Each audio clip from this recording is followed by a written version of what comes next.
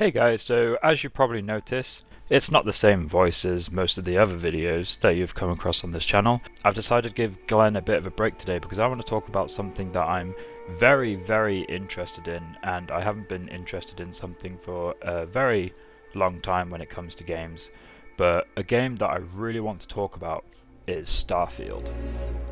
So I made a video a while ago explaining how Bethesda makes such replayable games. Little did I know at the time that this would bring up Starfield.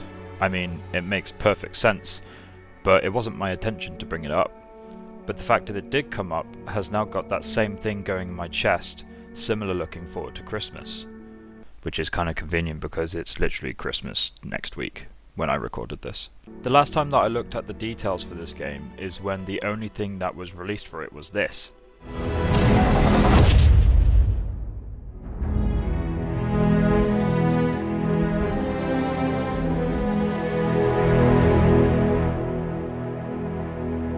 When looking into the game further, there was so much more we now know about it, and I don't want to be that guy, but from what's been released, I do believe this could be one of the best games we've ever seen. I know everyone was hyped for Cyberpunk, but let's face it, that was doomed from the very start. Though my colleague may be doing a video a little bit down the road about its turnaround because he managed to complete it. To be fair, I did also buy the game, but then before I could play it, I sold my Xbox, and to be honest, I'm not very upset that I didn't get to play it, but I would also be lying if I didn't say that it was still on my Steam wishlist to play at some point. Anyway, never mind older games that got our hopes up. I do believe there is real evidence that this game could actually bring to the table what it's saying it will. After spending 2 seconds on Google trying to look up bad reviews for Bethesda games, the only thing that came up was Fallout 76, and let's be honest, other than Skyrim Online, which the only info about that game I get is from my brother, Bethesda isn't a studio that really makes MMOs, so we can write off Fallout 76. I'm glad we all agree. Bethesda, I want to say with slight hesitation, always delivers on their games. In this case, I'm mainly talking about the Elder Scrolls series and the Fallout series. These past games have been amazing, and you can check out the reasons why I believe this in my latest video here. Right, enough introduction. Let's get down to the reasons as to why we should be hyped about this game. Todd wants a game where we can feel accomplished, and that you can invest time into and get something out of in return. This leads us to believe that the world is going to be something that you can make your own, and in my other video I talk about the fact that Todd always says that they make the game and the world the game takes place in around the player and what they may want to do. Every possibility is thought out, every option is there, every path you want to take is there and waiting. One thing that we know about Starfield that ties into this thought is the base building mechanic. We see in a video that you can place a beacon wherever you like by the looks, and then commence building wherever you like within that marked zone. Whether or not this will be able to be expanded is unknown. The good thing is that you can build more than one. Whether this is a maximum amount per planet or throughout the entire galaxy is also unknown. Todd even mentions that you have free roam on where you want to build your base, so this part of it is confirmed. Having time and effort put into where you want your base to be, and how you're going to design your base, and what you want to do with your base, going forward in the game is a great way to get players to invest time into the world that Bethesda has made. We all know that customization of anything in games is amazing, because you can put your stamp on something. Similar to the base building, you can also design how your spaceship looks. This, I can only assume, also then has a repercussion on how your spaceship operates, and how you go about using it. I'm not sure if you could base your ship on the thought of being a trader in this universe, but it will certainly be interesting to find that out. You can also handpick the people you hire to run your base and help you out on your ship. All of these options already give the player a vast amount of time to pick and choose people they like the look of, and look out for certain skills that some might have over others. All of this plays into how the player wants their world to run. Todd mentions there are loads of games that at the start of them you get to pick your stats, etc., but they're ready to take that further and do it in a different way. Much like in Mass Effect, but done on a much larger scale, is picking your background. You get the choice of over 15 backgrounds which offer 3 starting skills, of which people in the game take notice of and base conversations off of, unlike in Mass Effect. The sheer amount of backgrounds you can choose from makes the player choose wisely as to the type of person they want to be, at least in this playthrough of the game. There are descriptions as to the type of person that would be attached to such a background, so if you want the skill but not the characteristics that come about with having such skills, you can decide what you want more. There are even traits you can pick from, which by the sounds of it, depending on certain situations, make a certain outcome happen. In this case, unlike the background, you get to choose 3 traits. Some can be teamed up with others, making you better for certain situations, where some have to be chosen over others. These traits come with both advantages and disadvantages. Depending on how you want to play the game, there are traits for every situation. Also, much like in Mass Effect, there is a research system, which makes you explore planets a little bit more, as by the looks of it, you have to have certain materials to unlock certain bits of research, which then in turn get made into useful tools that you can craft, again, which require those materials. I've always said that games are an escape. I would say around half the people who play games aren't playing them for the sake of it. I'm not going to get into politics, but the world isn't that pretty nowadays. Games offer this escape to another world that, yes, it might not be pretty either, but at least you can be the superhero that saves it. I'm not saying that a world can't be saved by the likes of you and me, but with games, they offer you a direct route to being that superhero, and Bethesda specializes in doing this. At their core, Bethesda know that they have a certain way of doing things, and they know that fans expect a certain level of quality from them. They want to be able to keep this assured quality, but also they want to be able to evolve and give their fans something a little bit more. They do this by hiring people that were brought up with their games. By doing this, they have people who know the style of Bethesda, but also have new ideas as to how to connect their style to a modern platform. Todd mentions that the sheer fact that 10 plus years later, Skyrim is still played by thousands of people. It makes them want to make games differently, but in the sense that Skyrim would be the basis of what the game could be, and then start from there.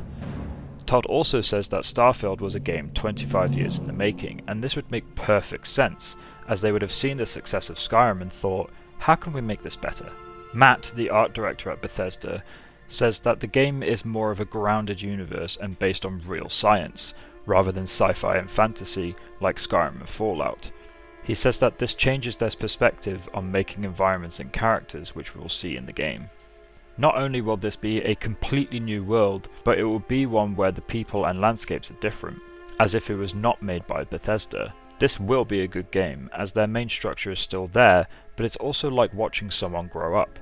You can still see their facial features that were there when they were younger, but you can also see their differences. But at the end of the day, they're still the same person at heart. Todd says it is essential that everything can be interacted with. It's what makes the world believable. He also likes the fact that you can land your spaceship anywhere and watch the sunset and the nighttime come over the landscape. He says it might not be gameplay, but is essential to how the player feels throughout the world.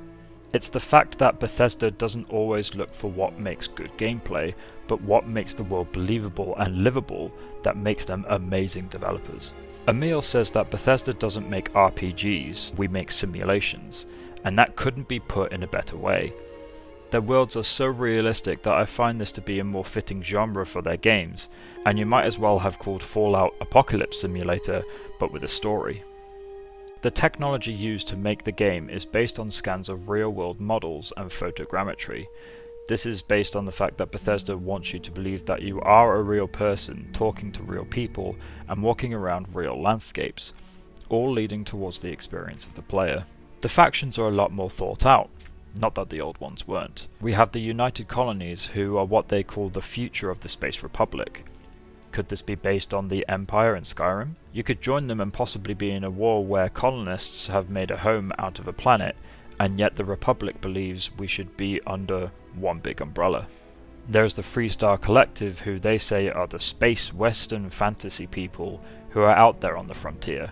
There is also the Crimson Fleet, known as the Pirates. They're one of the enemies of this game, but they allow you to join them. This is typical in a good way from Bethesda, as in Fallout you can join the Institute, which at the very start of the game you're told to believe is the enemy, not taking into account that it's a massive part of the story. Also, like in Fallout, they allow you to quote-unquote infiltrate factions and then report back to other factions you may have previously joined. Though this is not a new mechanic, it certainly means well that they have kept something like this in their new games. You can only imagine what improvements they have made to this though.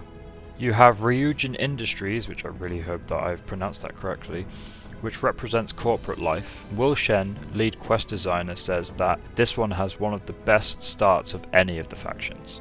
You have Religious House Varun, which again I'm hoping that I'm pronouncing correctly, as Bethesda always does a religious group. Not all are bad, but they certainly use them as this somewhat crazed group of people who see change as a necessity from their god. This does make for combat unlike others which are just normally for taking a business or getting revenge. It will be interesting to see how they incorporate religion into the space game, and how they will interact with the character either through combat or storyline. Bethesda looked at the world that they wanted to make and thought about who would make this world more believable. This is how they create the factions, and what I can see so far about these factions is that they are going to make the world seem natural to us. Let's move on to companions. Todd says that they really lent into how companions feel about you in this game. This could be extended into the factions as well. I know in Fallout 4 the companions you made through one of the factions gave you that connection as to how the faction feels towards you through your actions, but it would be interesting if the companion you made through the factions in this game had more of their own thoughts and feelings, separate from their faction. They could like their ideals, but if you do something that the faction doesn't love, but the character knows you did it for a reason, they would then understand. That, in my opinion, would make the characters a little bit more believable. The persuasion system. I doubt they have gotten rid of the skill tree of being a persuasive person, but by the sounds of it, they have had a look at the system from Fallout and made it a little bit more realistic. Rather than having a colour system of how hard it would be to persuade someone, they have made it so that if you say the right words in the right order, then people could come to reason, rather than being overpowered in the persuasion skill. A rough history of the world. 20 years before the player joins the game, there was a war between the United Colonies and the Freestar Collective. By the sounds of it, the war never really stopped, as there is what Bethesda call an uneasy peace between the factions. By the sounds of it, they are taking a leaf out of the Book of Skyrim, as there was a war in the world when you joined that, and you could join either side.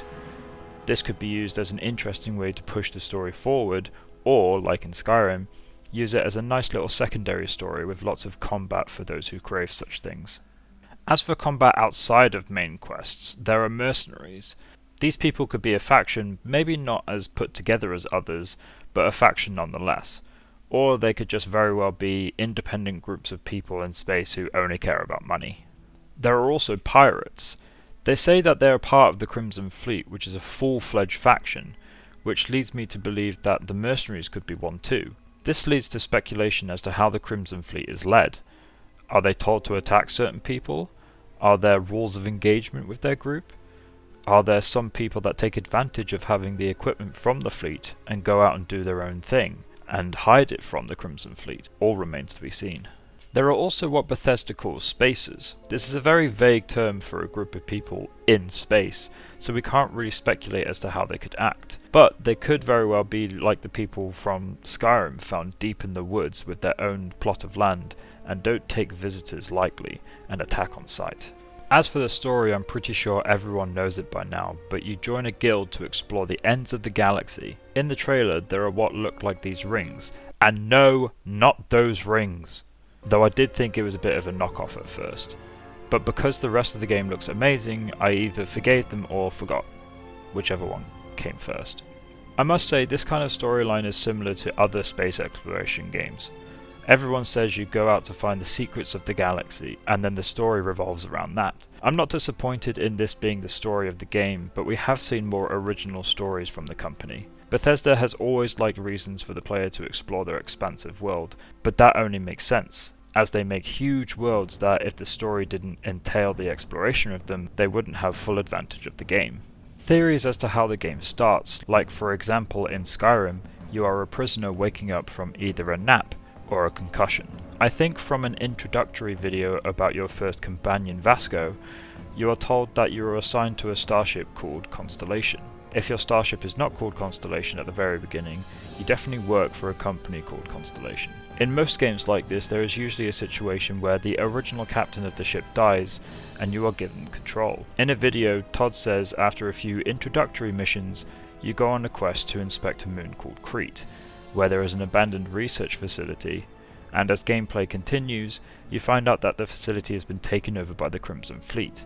An easy theory is that you are in space when you first enter the game, and you get attacked by the fleet. One thing leads to another and the captain dies. This then leads you on a revenge mission, either through your own will, or by a mission through the company that you currently work for.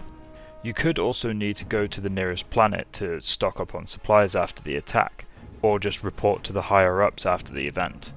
Like in Mass Effect, you could get told at the port that you handled yourself so well, so you are now in charge of the ship. Another thing that could happen is that when you go to Crete, you could find part of that artifact that we mentioned before, and it captures the eyes of the big bosses of the company, Constellation, and then regardless, get put in charge of your own ship.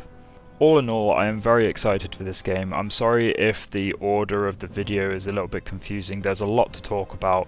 There's so much stuff that happens in this game and that Bethesda put into their games that to cover it in somewhat of an order is a little bit confusing. But I hope you share the same enthusiasm towards this game that I do, and we can share that when it eventually comes out. It was meant to already be out, which I'm really annoyed about, but it's meant to be coming out in the first half of next year, I think. So as soon as that comes out, no matter how long it takes, even though I know other people will beat me to it, I'm definitely going to do a review on the game, or at least the first maybe 30 minutes to an hour or so. But yeah, thank you very much for all of your guys' attention on this channel recently. It's been a bunch of fun seeing the progression of everyone interacting with the videos and subscribing to the channel. So hopefully me and Glenn can keep up the videos that you guys all know and love, and we will see you in the next video.